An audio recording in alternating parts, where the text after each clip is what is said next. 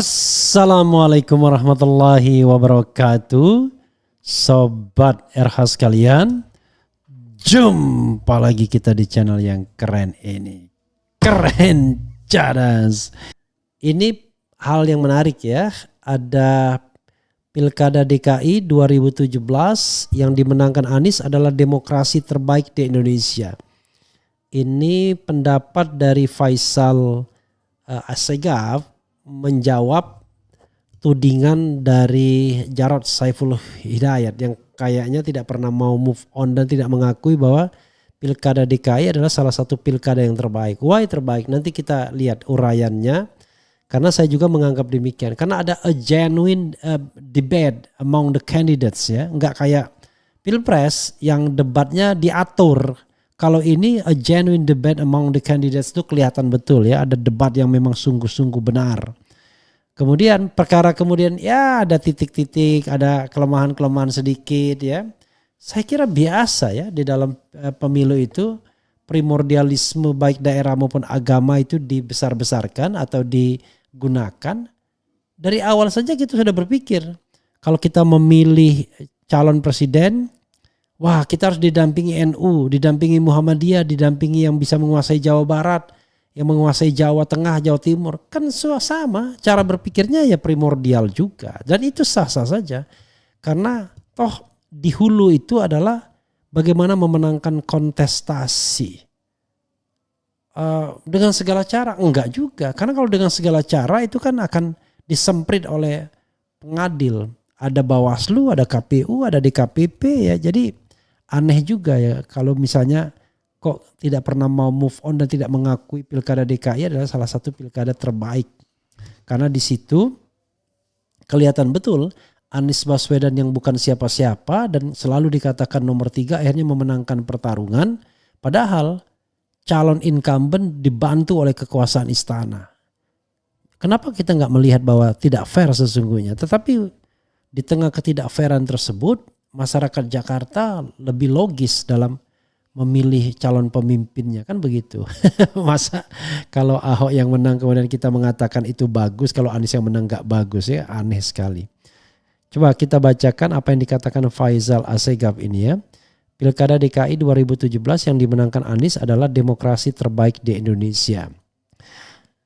Kritikus Faisal Assegaf mengungkapkan bahwa pemilihan kepala daerah Pilkada DKI Jakarta tahun 2017 yang dimenangkan Anies Baswedan adalah demokrasi terbaik di Indonesia.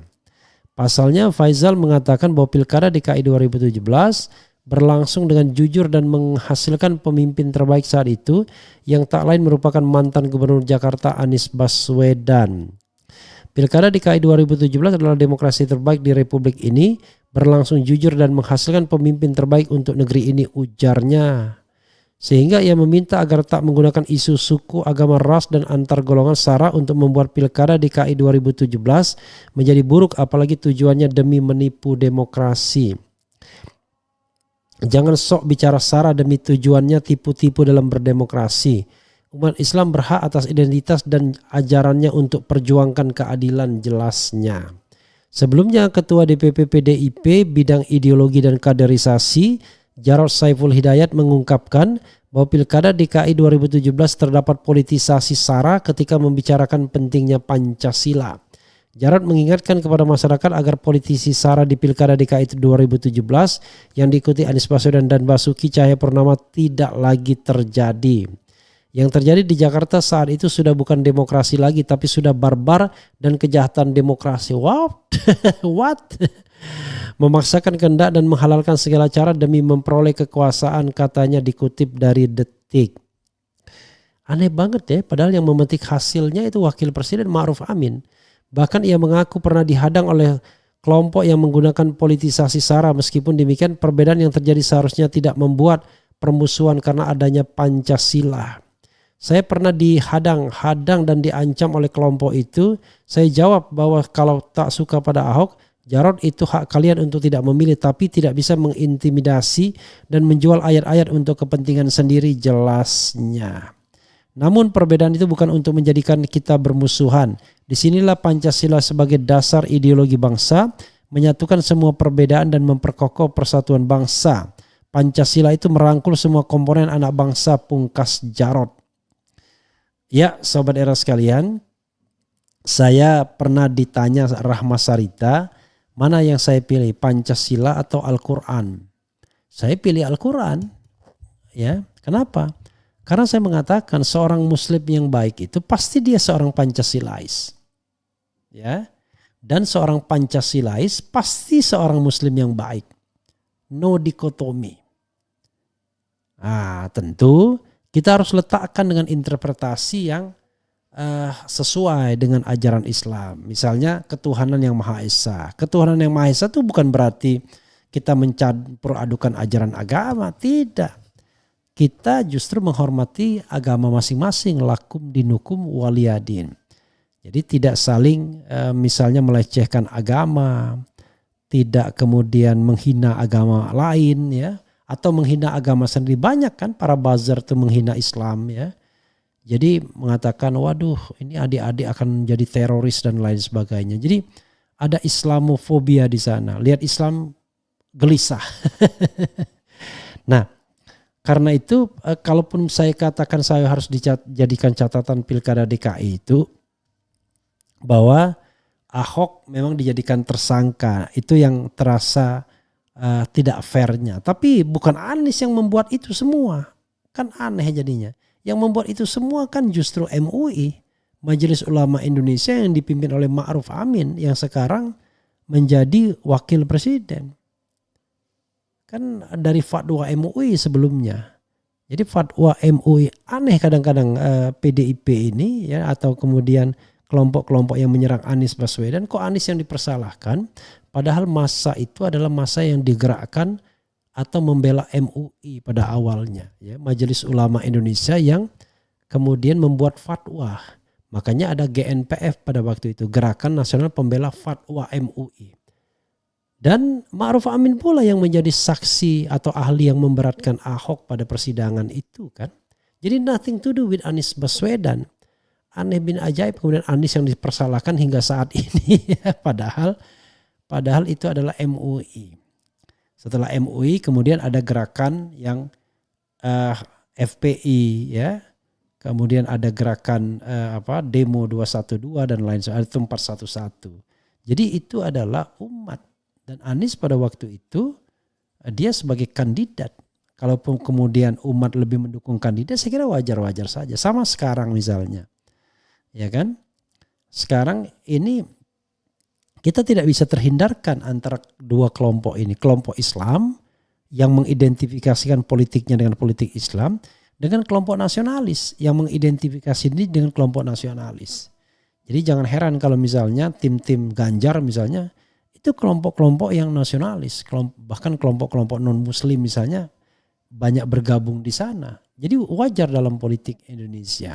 Tapi bukan berarti tidak ada kelompok non-muslim yang bergabung di Anies. Ada pendeta siapa itu juga bergabung. Jadi sebenarnya toh akhirnya selain ada pilihan-pilihan ideologis seperti itu, ada juga pilihan rasional.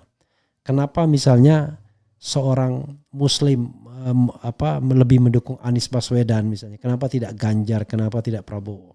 Atau sebaliknya non-muslim kenapa lebih pro kepada Ganjar dan barangkali kepada Prabowo ketimbang kepada Anies. Walaupun tidak mutlak ya. Jadi yang namanya politik itu tidak meniadakan identitas. Tapi yang tidak boleh adalah melanggar hukum. Melanggar hukum itu adalah kalau pemilu itu berlangsung secara tidak jujur dan tidak adil. Padahal kalau kita lihat ya, Pilkada DKI itu adalah satu-satunya menurut saya kontestasi politik yang menghadirkan debat yang memang tidak basa-basi, debat yang betul-betul tough, terutama antara Anies dan Ahok. Ya. Beda sekali dengan debat Pilpres Jokowi versus Prabowo yang kelihatannya tidak ada gregetnya sama sekali dan terkesan di setting ya, masing-masing pihak tidak boleh menyerang pihak yang lain. Nah ini kita akan lihat nanti apakah kalau Ganjar sama Anies sama Prabowo nanti berdebat kemudian akan menjadi medan yang luar biasa. Ini yang saya kira ditakutkan oleh mereka-mereka. Ya, silakan please berdebat, ya kan? untuk menunjukkan kepada rakyat sesungguhnya mana pemimpin yang siap, mana pemimpin yang punya konsep, punya visi dan punya misi. Gitu ya. Gitu, sobat era sekalian. Nah, langkah meniadakan Anies itu karena salah satunya mereka takut dengan potensi kemampuan Anies dalam berdiplomasi, berdebat ya, berorasi dan lain sebagainya. Coba nanti kita akan lihat ya. Walaupun saya tahu aromanya Ganjar akan keroyokan tuh sama sama Prabowo ya. Atau jangan-jangan malah Prabowo merasa di prank oleh Jokowi, tiba-tiba juga bersatu dengan Anies untuk menghadapi Ganjar yang kata Adian Napitupulu didukung oleh Jokowi ya. Setelah dikonfirmasi berkali-kali siapa yang didukung Bapak, Ganjar katanya. Makanya Adian ketika Jokowi sudah mendukung Ganjar nggak lagi ribut dia. Ketika tidak mendukung Ganjar ribut dia, tidak boleh katanya, harus netral. Gimana nih ya? Assalamualaikum warahmatullahi wabarakatuh. Ciao.